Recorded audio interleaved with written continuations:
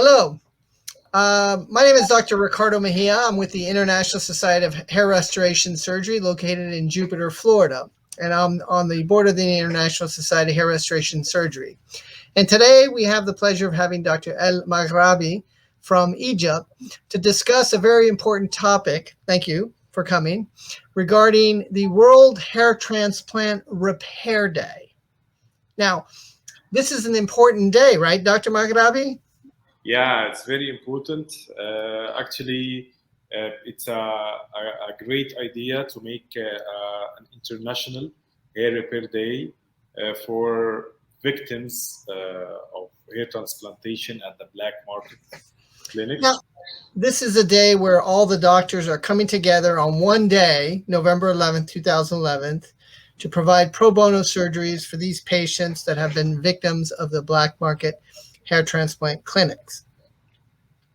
Now, you mentioned earlier about hair repairs, and I'm trying to understand, because you see a lot of this in your country regarding some of the problems with hair transplantation. Yeah. And I'd like for you to share some of your knowledge and some of the cases that perhaps you're seeing out there, maybe with the donor area and the hairline. So let's start with one of those cases. Yeah, thank you, Ricardo. Actually, in the Middle East, we have a lot of black market clinics.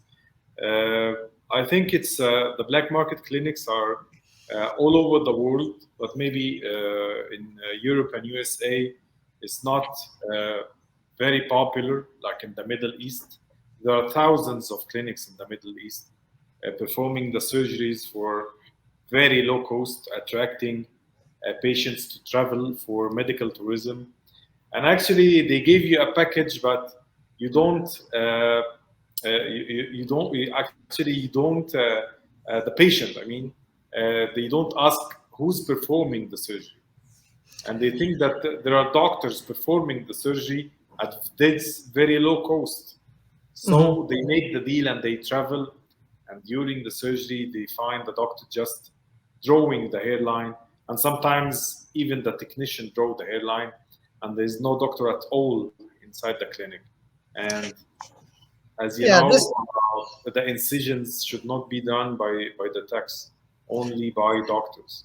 Yeah, so this term, the black market, these are clinics, like you say, where there's, in some cases, no doctor, okay? Yeah. And maybe one doctor who's not even really doing the surgery, okay? Some clinics, there's only one doctor, the owner of the clinic, and they perform over 70 surgeries per day, all done 70. by techs. 70, yeah. All done by technicians. And these technicians are not necessarily licensed healthcare providers or have training necessarily in surgery, correct? They can be anybody. Yeah, anybody, anyone can work at these clinics and start doing surgeries in patients' head. So most of them, they are just housewives or not doctors. Correct. And the technicians, they teach each other, and actually the technicians can be anybody, not necessarily someone that have license from or taught have been taught at medical schools. Just anybody. Yeah. So basically, these people can be a taxi driver, they can be a waitress, they can be a friend's cousin, somebody with no medical knowledge, and that's the concern. Yeah, anybody. Yeah.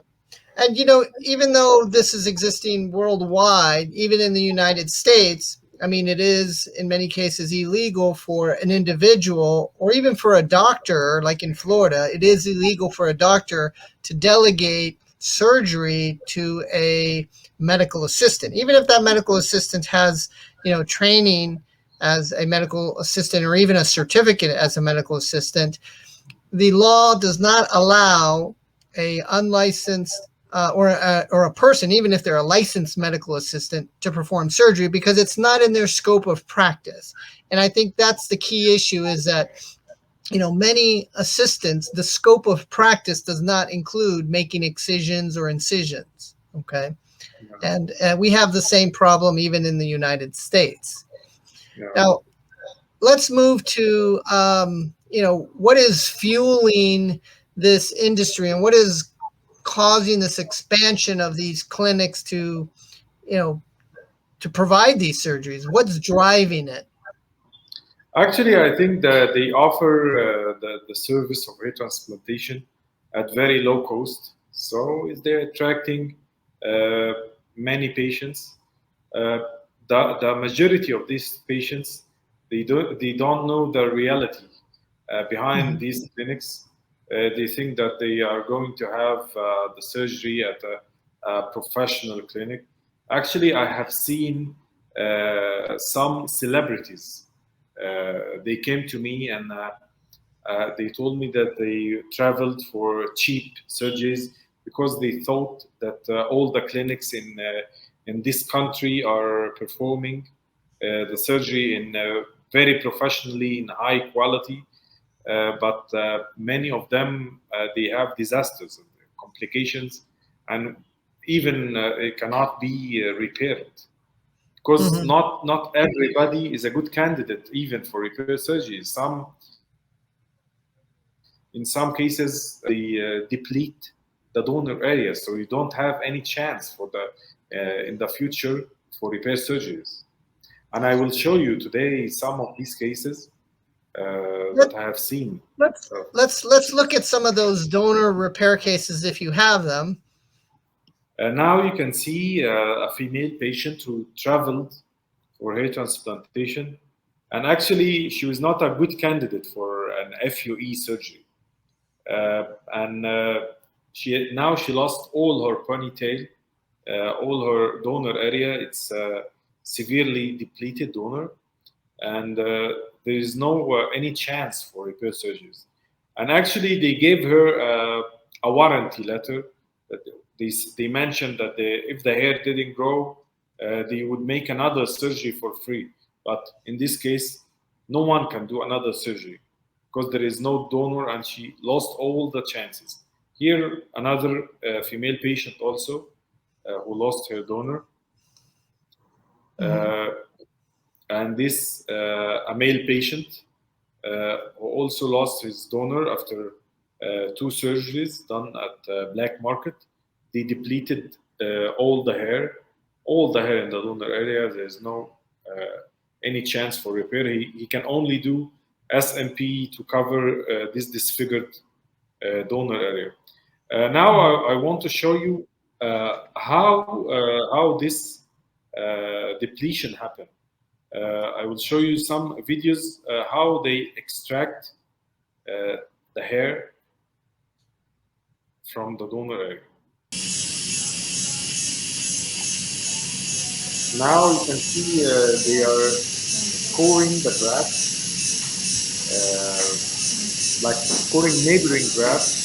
They don't leave any intact follicles in between. This technician, I have took this video myself, and I saw this technician working. She was not even using any magnification by by her eyes and depleting the donor area very bad. Now, now we see another technician scoring the grafts very close to each other. They don't leave any intact follicles in between. Even if Yes, she missed I one follicle, she goes back and she extracted. This will cause big empty spots so basically, in the donor. if all those grafts are removed, it's just going to be one big bald spot.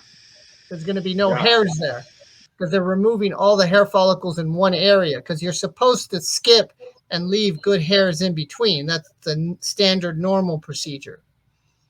yeah. For FUE, when patients, they think that FUE doesn't cause any scars. Actually, FUE causes very small scars that is not visible in short hair if it is done in a good technique. But by this So, technique, So The scars are very big and visible, even if you keep your hair long. in the one case, there was no magnification. They were going very fast and not aligning the punch with the hair follicle, which is going to result in a lot of transection and damage to the hair follicle. And the second video, it clearly showed you're going to get a big bald scar because all the grafts are being removed in one area and there's no hair follicles in between. I want to show you another video Sure. how they pull the graft. Okay, perfect. Let's talk about the extraction process. Yeah. So now you can see they pull many grafts each time, and they don't care about the transaction rate. They don't see the quality of the grafts. What they are. I see that. Yeah. And actually, I have another comment about the donor area, because in the first surgery, most doctors, they choose the best follicular units, the big follicular units that have contain 3 or more hair.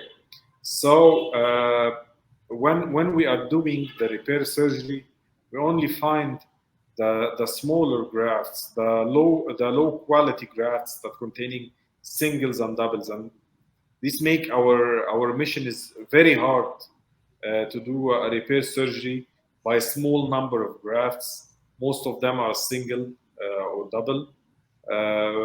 So the patient is also losing all the good hair in his donor area at the first surgery. So do you have an example of what that donor area looks like after the fact? Yeah, I want to show you. Now you can see that the depleted donor area. There's a lot of scar. Yeah, this happened after only one session at the black market. And actually, when I saw this patient, he only had some recession in his hairline that can be fixed by 1,200 grafts. But they took a lot of grafts, putting them in the hairline and then the crown area, the vertex, and even his beard. And he ended by losing his donor area.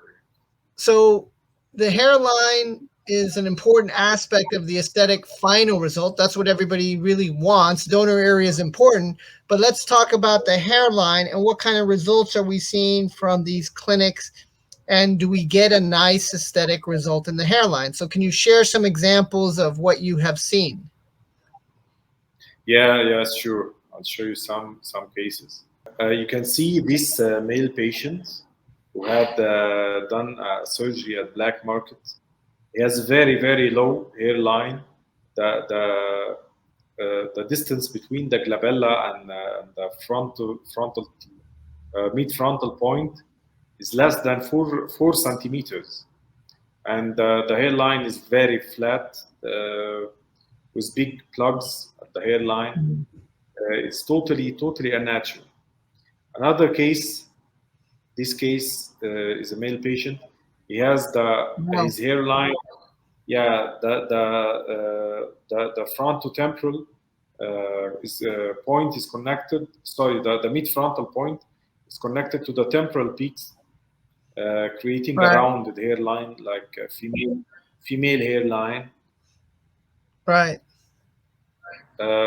This also another patient who had very poor growth with unnatural hairline, and this also a case. I don't know how they were thinking when they distributing the hair like that, and at the temporal peaks also. It's I believe these are technicians who were performing the surgery maybe for the first time. Right. So on the world this is another patient who's this patient is example of poor planning. Actually, when a patient visits a doctor for consultation for the first time, the doctor put a plan for this patient, and we think what will happen to this patient after many years, and how can we fix that? And if we cannot fix the hair loss, uh, we might not start from the beginning doing the surgery. And this patient, this photo is after only 4 years after his surgery, and he had thinning on both sides. Now it's not connected to the transplanted hair, with very big bald areas that cannot be transplanted. It doesn't have enough donor to transplant all these areas.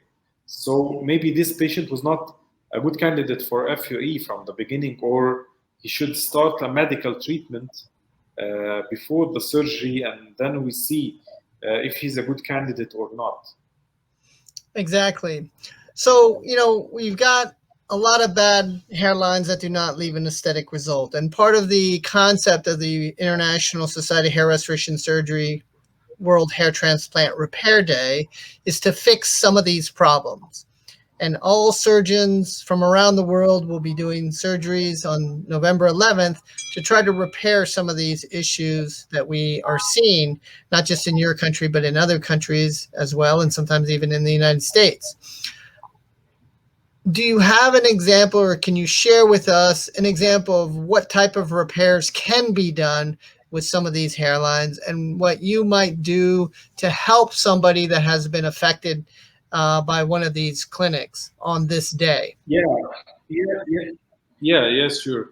Some of these patients, they come with low hairline. We can extract some hair from the hairline, and we build a new natural hairline. I can show you some cases that I have. So that doesn't look good. Yeah, he has a very unnatural hairline. They transplanted, also connecting the frontotemporal, the mid-frontal point to the temporal peaks, creating a very low and unnatural hairline, especially from both sides. So this case was prepared by Dr. Bassam Jibai, and these follicular units were removed from the hairline, and the new hairline was created behind. And now the patient looks natural. Much better. That's much better. Yeah. Another case here. This was my case, my patient. He has done 4 surgeries. This is the result of the 4 surgeries by FUT strip and FUE also, creating very unnatural and Barbie doll hairline with big plugs.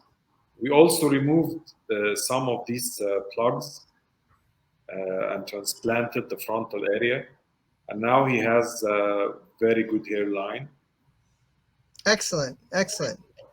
So these are good examples of what doctors around the world will be hopefully doing for patients that have experienced these complications with some of these unfortunate clinics with the International Hair Transplant Repair Day. So that's a very nice result.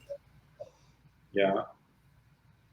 This patient, you can see, this patient, he has done FUE surgery at Black Market Clinic, and also the growth rate was very poor, and hairline was not looking good, and his donor area was over harvested, and some areas of depletion you cannot extract from these areas. We did 2 surgeries to repair him, and now he's looking very good, and he looked better than what we expected, because he has very coarse hair, very thick hair. So by like 3,000 grafts and 2 surgeries, we have very nice results. Well, that's excellent, and I think this really shows the extent of what surgeons across the world are hopefully going to be doing on November 11th is helping these patients that have been affected by some of these clinics where they didn't know better. And I guess that's the importance is, educating these patients on what real surgery is like, what a real hairline looks like, and making sure that your doctor is properly qualified, to do the surgery, and in fact that the doctor is actually operating on you and not just a unlicensed individual or technician. Okay. Well, I'd like to thank you, Dr. El-Maghraby, on this wonderful presentation. Thank you very much, Ricardo, and see you soon Yeah. on November 11. We will be me and you and many other doctors from all Correct. over the world. We will do pro bono surgeries for repair cases.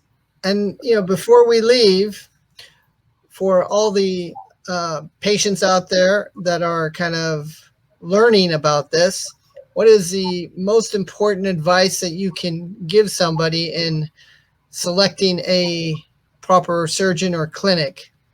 Yeah, actually, when you are searching for a hair transplant, and even if you want to travel or go somewhere else looking for a cheaper option, you should look for a doctor, a clinic operated by a doctor, not just they market the name of the clinic. You don't know who will perform the surgery. You should ask them, who will perform my surgery? Who will do the incisions? Uh, if they tell you the doctor is doing 2 or 3 cases a day, and he doesn't do all the incisions by himself, please avoid this clinic because we see disasters from techs working or technicians working and doing the incisions by themselves. Excellent. And we have more information on our website, ishrs.org. And we invite all patients and anybody listening to visit our website for more information. Thank you, Doctor, and we appreciate you being with us. Thank you, Ricardo. Thank you very much.